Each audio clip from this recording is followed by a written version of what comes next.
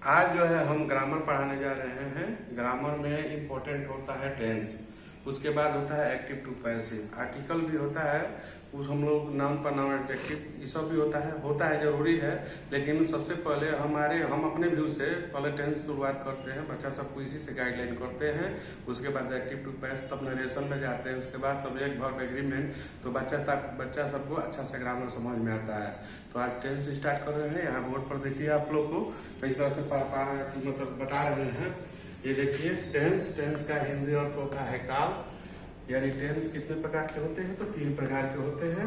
पहला जो होता है प्रेजेंट टेंस, वर्तमान काल बोला जाता है, इसमें है हूँ हो सी संबंधित मैटर आता है।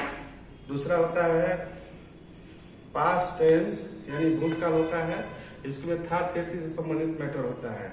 तीसरा जो होता है फ्यूचर टेंस, यानी भविष्य काल जिसको कहा जाता है, इसमें गा गई से संबंधित बातें होती है। और प्रेजेंट टेंस के 4 भेद होते हैं। पहला प्रेजेंट इंडेफिनिट टेंस, या इसको सिंपल प्रेजेंट टेंस भी कहा जाता है। इसमें क्या होता है, तो इसमें ता है, ती है, ते है, यही सब आता है। देखिए है हूं तो यहाँ भी है, लेकिन ये प्रेजेंट को शो करता है। लेकिन यहाँ देख रहे हैं ना, यहाँ ता ती जैसे ही ये ता है ती लगता है, तो उसके प्रकार में इंडेफिनिट से करने लगता है, यानी प्रेजेंट इंडेफिनिट टेंस, या इसको सिंपल प्रेजेंट टेंस भी कहा जाता है। दूसरा प्रेजेंट कंटिन्यूअस टेंस, या इम्परफेक्ट भी बोला जाता है, या प्रोग्रेसिव भी कितना लोग कहते हैं, यानी हम लोग इम्परफेक्ट या प्रोग्रेसिव टेंस भी कह सकते हैं। जैसे इसमें क्या होता है, रहा रही रहे का प्रयोग किया जाता है, यानी भर फोर आने लगता है। इसमें V1 V2 V1 और V5 आने लगता है। उसके बाद देखा जाए तो इसमें प्रेजेंट परफेक्ट टेंस है, इसमें इसको क्या आता है, इसमें चुका चुकी आता है, समझ गए कि नहीं। और इसके बाद चौथा जो भेद होता है प्रेजेंट परफेक्ट कॉन्टिन्यूअस टेंस, इसमें समय प्लस ता है, ती है, ते है, रहा है, रही है, रहे हैं, या समय प्लस ता आ रहा है, ती आ रहा है, अगर इस तरह का आता है तो वो प्रेजेंट परफेक्ट कॉन्टिन्यूअस टेंस हो जाता है।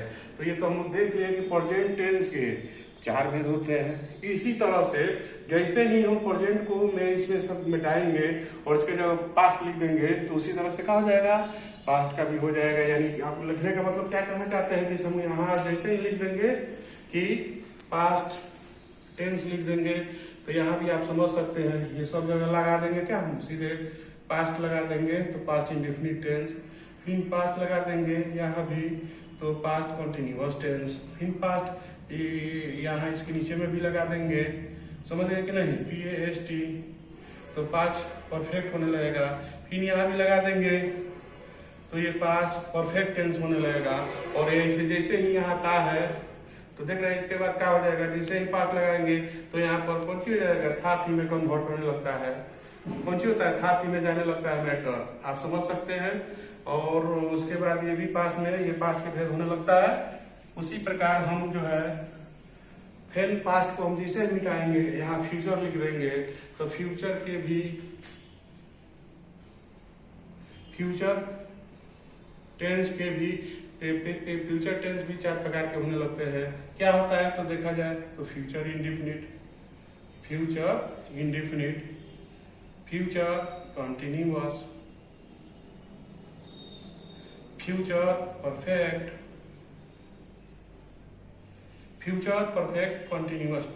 परफेक्ट कंटिन्यूअस टेंस, यानी हम समझ सकते हैं ये भी 4 प्रकार का हो गया।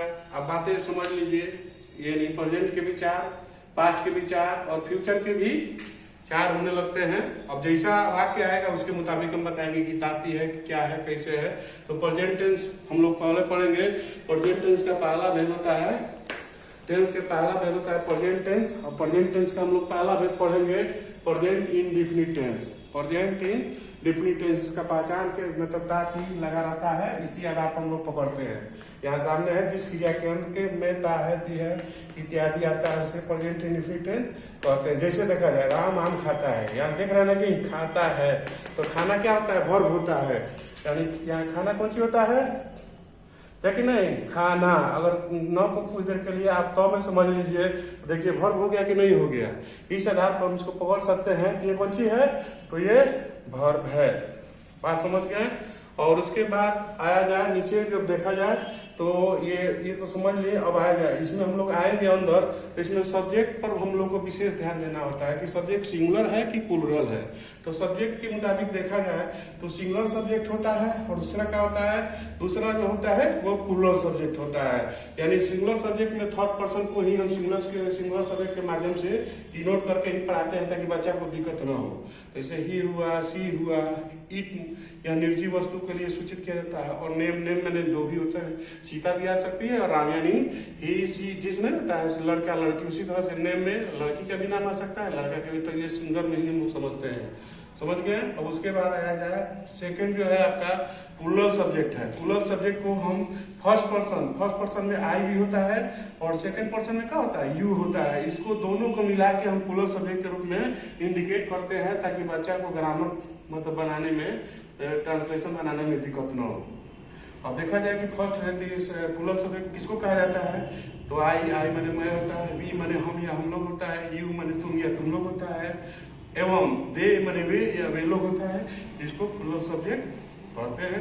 प्लूरल सब्जेक्ट माने बहुवचन यानी एक से अधिक होता है, उसको बहुवचन कहा जाता है। हिंदी में देखा जाए तो वचन एक होते हैं, एक वचन होते हैं और कौन से होते हैं, बहुवचन होते हैं। लेकिन संस्कृत में जाएंगे तो एक वचन होते हैं, द्विवचन होते हैं और बहुवचन होते हैं। तो यहाँ हम लोग इंग्लिश में फर्स्ट पर्सन और यहाँ सिंगुलर सब्जेक्ट और प्लूरल सब्जेक्ट के मुताबिक ही हम चलेंगे। बाकी अगला नेक्स्ट पार्ट में हम वीडियो डालेंगे तो आपको और अच्छी तरह से समझ में आएगा।